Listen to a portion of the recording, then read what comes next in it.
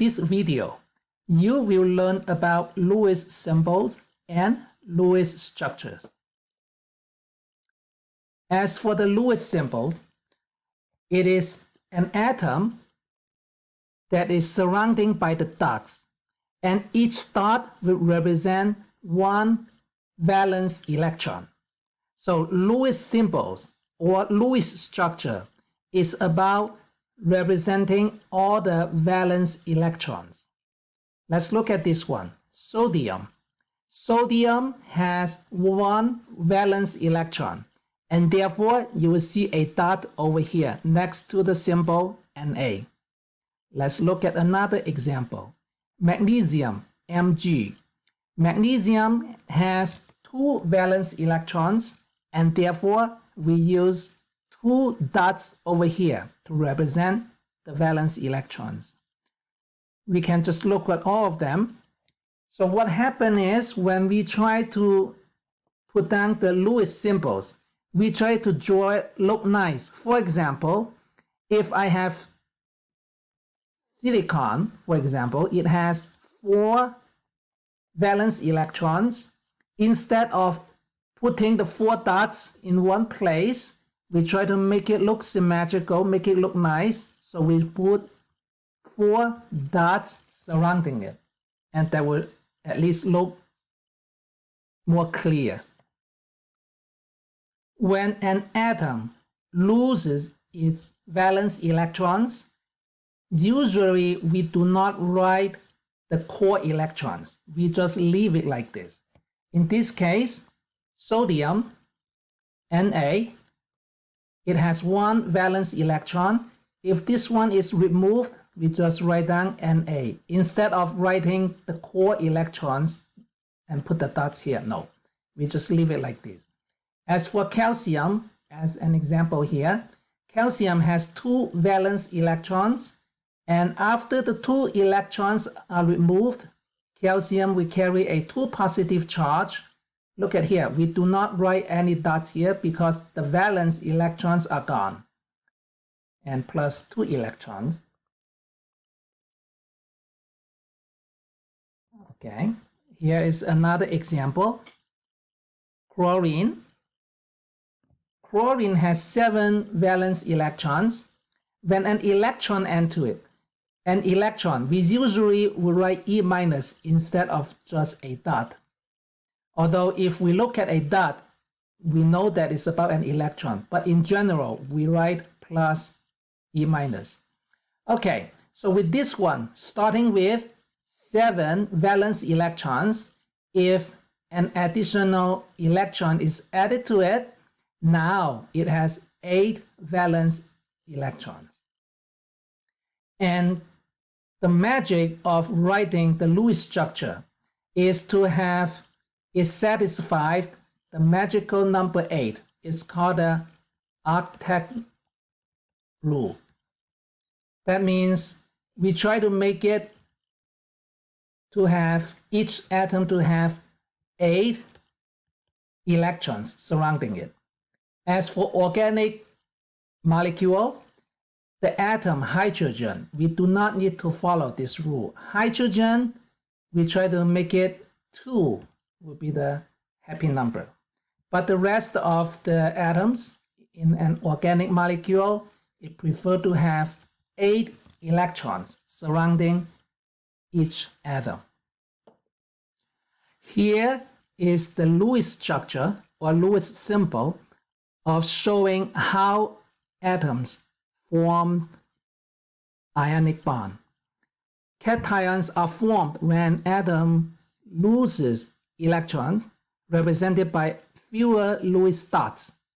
Those dots are called Lewis dots. Whereas anions are formed by atoms gaining electrons.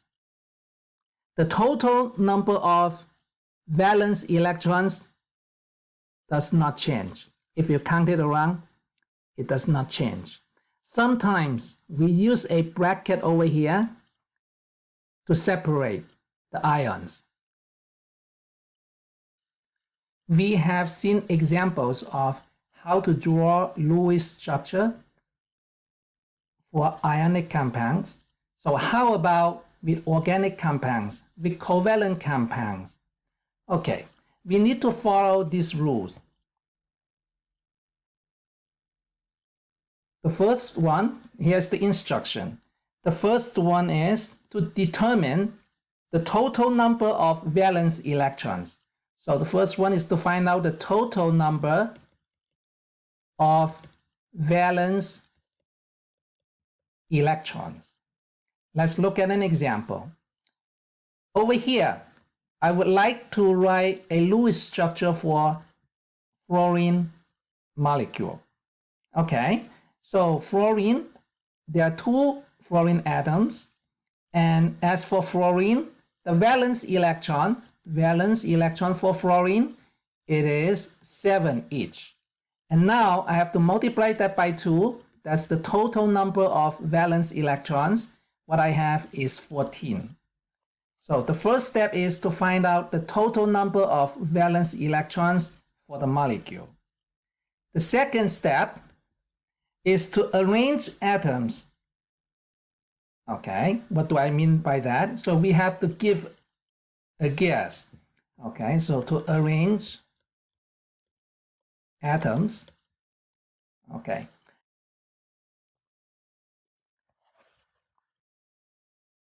F and F over here. Okay, so over here, the next one, number 3, is to connect the atoms by using a line. And this line is made of 2 electrons. This line over here is made of 2 electrons. And we call this one a single bond. So a single bond is made of 2 electrons. Okay, what is the fourth step? The fourth step is to distribute the remaining valence electrons. Is to distribute the remaining valence electrons. Totally we have 14, and this single bond that connecting them together, I used 2, so I have 12 left. I have to distribute the 12. That means I have 6 pairs of electrons. So every time when I distribute the valence electron, I have to put them in pairs. Okay, so 12 now minus 2, because this is for making the single bond. So now I have 12 electrons left. I am going to put it 1, 2, 3, 4, 5, 6, 7, 8, 9, 10, 11, 12. So I put them there. Okay, the last step will be to check, see if it follows the octet rule. Check for octet rule.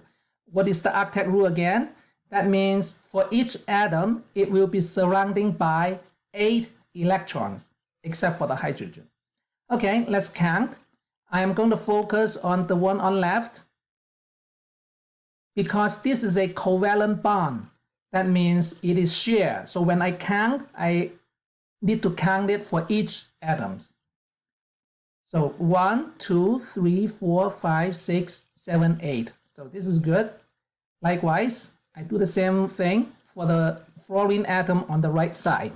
Let's count.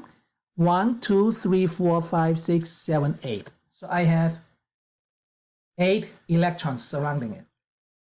When the electrons are not bonded with other atoms, so we call this lone pair electrons. Lone pair electrons. So if you look at this one, for the Lewis structure, we can either have a bonded electron or lone pair electrons. They always come in a pair, lone pair, and each bond, it consists of 2 electrons.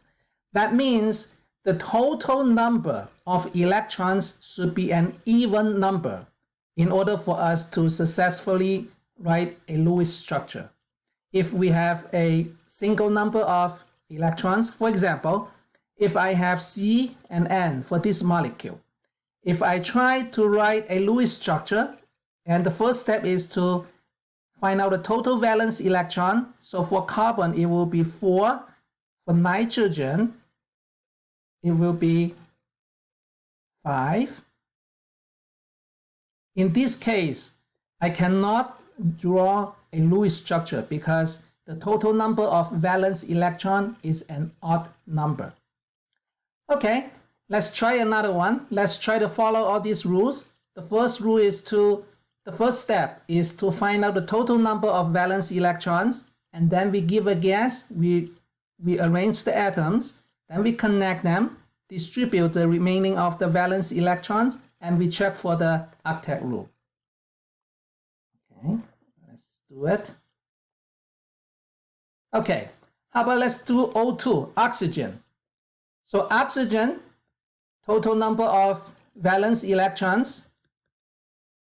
Okay, so oxygen will have 6 valence electrons. If I have 2, so multiply by 2, I have 12 total of valence electrons. Okay, so that's the first step. Second step is to give a structure. Okay, to guess, give a guess. It must be O and O. Okay, and also I need to connect them. Now, if I connect them with one line, so I used 2 electrons, so I minus 2. What I have left is just 10 electrons that I have to put surrounding this. Let's try it. I can have 1, 2, 3, 4, 5, 6, 7, 8, 9, 10. Okay, so I did this part.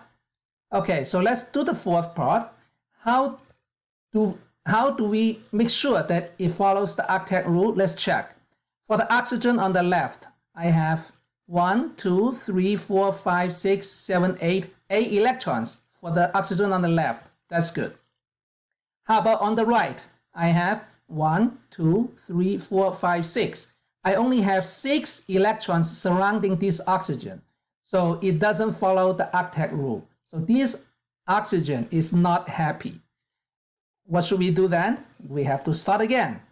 Number 1, total number of valence electrons, and that will be 12. So I give a gas structure like this, connect it with a single bond. So I will have 12 minus 2, I will have 10 left over. Because no matter how I arrange it, if I only connect it with one line, I can never be able to draw a Lewis structure. So what I am allowed to do is to put another line here. So I have used the 4. 12 minus 4, so I have 8 electrons left over. Let's try. Because they're symmetrical, if I have 8, that means 4 on each. I have 1, 2, 3, 4. 1, 2, 3, 4. So I just did the third step. The third step is to distribute the remaining of the valence electrons. Now, let's see if we can follow the octet rule. How many electrons are surrounding the left oxygen? 1, 2, 3, 4, 5, 6, 7, 8. Because each line represents 2 electrons. So over here, I have 2 lines, so I have 4 electrons. So this oxygen is happy because there are 8 electrons surrounding it. And if I count the same way, this one also has 8 electrons surrounding it. When we use 2 lines to connect the atoms, we call this a double bond. A double bond is made of 4 electrons. And usually the way we write it is by using 2 lines.